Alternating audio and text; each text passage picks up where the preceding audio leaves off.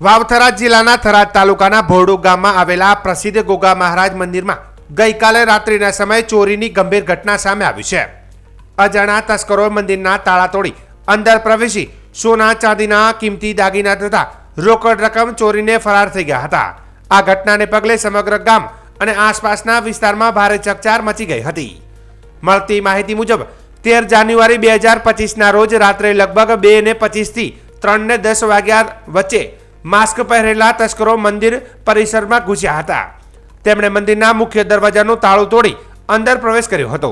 સમગ્ર ચોરીની ઘટના મંદિરમાં લગાવેલા સીસીટીવી કેમેરામાં કેદ થઈ ગઈ છે, જેમાં તસ્કરો સ્પષ્ટ રીતે ચોરી કરતા નજરે પડે છે. સવારે મંદિરના પૂજારી તથા ગ્રામજનોએ જ્યારે મંદિરના દરવાજા ખોલ્યા અને અંદર સામાન વેરવિખેર જોયો ત્યારે તાત્કાલિક થરાદ પોલીસને જાણ કરવામાં આવી હતી. જાણ મળતાની સાથે જ થરાદ પોલીસનો કાફલો ઘટના સ્થળે પહોંચ્યો હતો અને તપાસ શરૂ કરી હતી. પોલીસ દ્વારા સીસીટીવી ફૂટેજના આધારે તસ્કરોની ઓળખ અને શોધખોળ માટે વિવિધ ટીમો કાર્યરત કરવામાં આવી છે.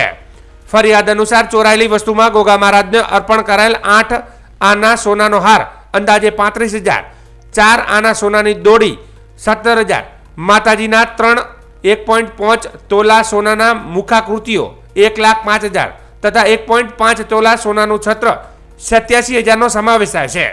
તે ઉપરાંત 1 તોલા સોનાથી મઢેલા 3 ચાંદીના છત્ર 70,000, 1.5 કિલો ચાંદીની મૂર્તિ 1,25,000, ગોગા મહારાજની 1.5 કિલો ચાંદીની મૂર્તિ 1,25,000, 500 ગ્રામ ચાંદીના 4 પગથિયા 50,000 તેમજ સ્ટીલના દાનપેટીમાંથી આશરે 50,000 રોકડા ચોરાઈ ગયા હોવાનું જણાવાયું છે. કુલ ચોરીનો મુદ્દામાલ આશરે 6.89 લાખ રૂપિયા હોવાનું પોલીસ સૂત્રો જણાવે છે. મંદિર જેવા પવિત્ર સ્થળે થઈ રહ્યા ચોરીને લઈને ગ્રામજનોએ ભારે રોષ વ્યક્ત કર્યો છે અને તસ્કરોને ઝડપથી પકડવાની માંગ ઉઠાવી છે. પોલીસે પણ વહેલી તકે ચોરીનો ભેદ ઉકેલવાની ખાતરી આપી છે અને આસપાસના વિસ્તારોમાં નાકાબંધી સહિતની કાર્યવાહી હાથ ધરવામાં આવી રહી છે.